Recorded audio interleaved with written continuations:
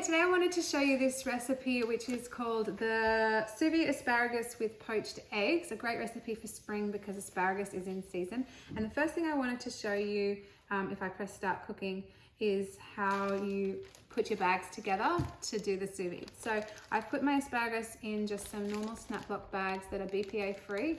I have put in the oil and garlic and just kind of mushed it around in there so that will all infuse nicely in with the asparagus. So how you close these bags to make them airtight is like a cool little science experiment.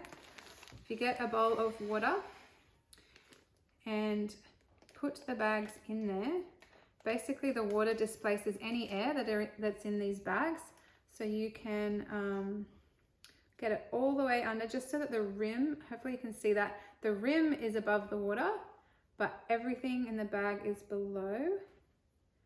And then just really need to gently, without getting any water inside obviously, close up that bag. And then if you make a mistake in this to stuff it up, it's okay, you can open up the bag and do it again. But I think that's pretty good. You can kind of tell when something's shrink wrapped. You can also get a vacuum sealer, and the mix shop sells a good vacuum sealer with bags that come with it that are a bit more heavy duty than these as well, so that you can do sous vide with like bones and things like that. But these work well, and I'm using it today just to show anyone who doesn't already have a vacuum sealer that you can do sous vide as well. So I actually close the bags just mostly, so there's just a little gap in the middle, just to make it really easy, because it's a little awkward when you're trying to get this under and then trying to have just the rim up above the water without getting any water in. It's a little awkward. You kind of get the hang of it. And there's our bags. Nicely ready to go in the Thermomix for the sous vide. So the next step is to put in the blade cover. If you don't have a blade cover, you can sous vide in your simmer basket, but your quantity is going to be a lot less with what you can fit in. So fitting the blade cover, if you have one, just goes right on top of the blades. Hopefully you can see that. And give it a little twist to make sure it's all locked in. Looks good. And then I'm going to use this water. Okay, we're going to measure the water. So put these in first, because we don't want to fill past the max line on your Thermomix ever. So definitely always stay under that max line. So we're putting in these bags first. Looking good. It's just side by side in there. Maybe you didn't see that. Nothing exciting really. And then we're going to, it says add water until it reaches the max level, and just make sure the bags are fully submerged. So yeah, that looks good. I'm going to use this same water because I don't want to waste the water. But I'm not confident using the bowl. I'll probably splash it around everywhere because I'm a messy, I did anyway, even with this measure jug. So here we go, adding in the water. That's good. I actually need a bit more. That will probably, I think this was, I had 2 litres, so I need the full 2.2 to get to the max line and make sure my asparagus is going to be submerged. That's good. Okay, so now we are going to, it says removing and set aside. That's probably, I know why, because we have to heat up the water, of course. So the first step of the sous vide is we always add an acid in the water, because when you're cooking in stainless steel bowls over a longer period of time, you want some lemon juice or vinegar, or you can use ascorbic acid, ascorbic powder, sorry, powder, not acid. I just use lemon because it's easy, it's what I've got. So the first step is to heat up that water to get it to the right temperature, and then we add our bags back in. So that's going to heat for 15 minutes. This is about to end now, so we will press next. So it's asking me now the water's just heated up, so it's asking me now to place my bags in. It's the easy step. If you're worried about the heat of that, you can use tongs to do this.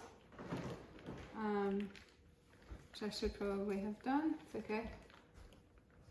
Okay, it's looking good. Just making sure that the bags are fully, or at least the asparagus. It doesn't matter if there's a bit of the plastic sticking up. one of these doesn't want to go in. Just fully submerged in the water, the asparagus. You can do sous vide with, the normal thing is to do meat, so like steak or chicken or, that looks good.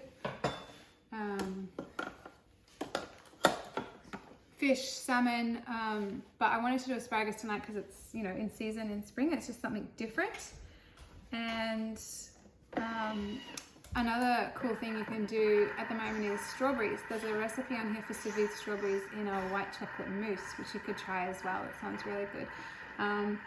Yeah, so lots of different sous vide recipes. In Cookie Do, you can just type in the word sous vide and see what recipes come up, and you can play around with it. And the texture is really good. I've done like steak and chicken and salmon, and the texture is just silky smooth. It's beautiful. So I'm excited to see how the asparagus turns out. So that's finished now, and we'll look at the next step, which I believe is just removing the bags. So I'm going to use Sous to do that, and I'm popping them in my oval thermo server. Now the thermo servers are really great at retaining heat or cold. They can keep your food hot or cold for a few hours. So, and these are available as our host rewards, so they're really great if you want to make something ahead and keep it warm, or take something to another location if you want to cook something ahead and take it away, anything like that. So these are our thermo servers for that. This is telling me to retain the water in the bowl, and we're going to pop in these eggs, which I've just wrapped in plastic wrap. I thought that was weird. I don't know, just following the recipe. So the blade cover is still in there. And the water is still in there, nice and, oh, wait. I just remembered something. I'm not supposed to put the eggs in yet. Oh, silly me. I'm supposed to heat up that water first. I'm such a dork. Because it was talking about that wrapping the eggs, I thought I was going to put them in. So first step is to heat up the water again to make sure it's back up to 85 degrees before we put the eggs in, because as I was removing the asparagus and putting it in the thermo server, in that process the water has cooled down a little bit. So we're just going to get it back up, and then I put the eggs in, which I've wrapped in a plastic wrap, which, yeah, as I was saying, I do think it's a little bit weird, but that's what the recipe says to do, so we'll follow that. Yeah, that'll be good. Okay, so this is almost done now, and then we can put the eggs in. So yeah, next it's telling me to use a slotted spoon, just so I can put those eggs in there. I've just wrapped them in cling wrap.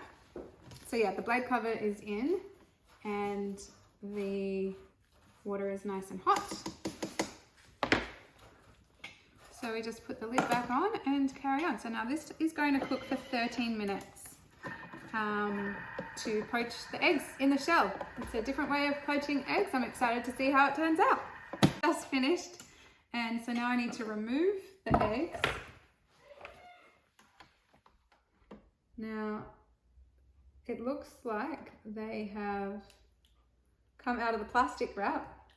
But anyway, that's okay. It says remove the eggs and put them in cold water. So we'll do that. Oh, that one's all spotted. It's interesting. Okay. And we want to sit them in the cold water for approximately 30 seconds until cool enough to be able to handle. Okay, so while we wait for that, we'll divide the asparagus out. It's still nice and warm in the thermo server. I've got some plates here that I've plopped some avocado on, because that's another great thing that's in season at the moment. And aside from being awesome that it's in season, it's also really cheap at the moment. Yeah, I think it was less than $1 each at Aldi where I bought them. Okay. Smells so good.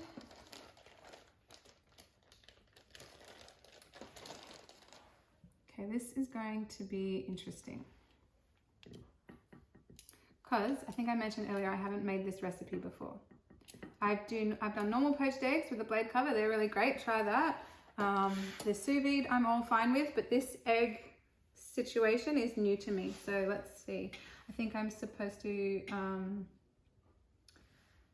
carefully partially peel and slide out of the shell on top of the asparagus. So let me do that. this out of the way. I just want to show you how to do that. Hopefully you can see this. So, and the other thing to let you know is that the recipe said you can prolong it for up to 2 minutes if you want your the whites of your eggs to be a bit more firm. I thought, since it's my first time trying the recipe, I thought that I would do it as per the recipe, and if it's not the way I like it, next time I'll change it, and you'll be able to see from this result, so that hopefully on your first time you'll be able to know how you would like it. Okay, and then I'm supposed to just slide. Oh, it's so soft. Yeah, it looks great. Oh, I'm excited for this. I'm just going to peel it a bit more. I think you're supposed to peel it a bit and then crack it as if you were cracking a normal egg, but I'm like getting nervous about it. Okay, see if that slides out. Maybe with a bit of help.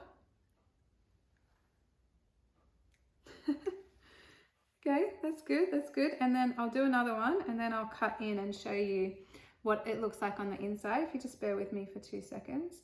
But I hope this has inspired you to try the sous vide method, and I want to show you the inside texture of the asparagus as well. Not that you can really see it, but I don't know. It's hard over Zoom to show you the end result really. Oh, yeah, that slid out beautifully. Okay, I'll worry about the others in a minute. I've got 2 plates here, but the other one can wait. You don't need to watch me do that twice. But that's what it's looking like so far. And then I will just cut in to show you what's happening with the yolk. I just want to move that white a bit. Hopefully you can see this. I'll have to hold it up in a second. But yeah, that looks great. This is the texture that I would be very happy with. So if I can hold that up, hopefully you can see that. The whites are very soft, and the yolks runny and soft. That's a normal thing when you're boiling eggs, but the whites here are looking very soft and beautiful. And I'll just cut into some of the asparagus to show you that as well. Yeah, that's good as well. Oh, you know how it goes stringy? I mean, actually I better just, yeah, so it's a bit of a different result to steamed. I feel like this is softer. Maybe I should try it and just review it for you.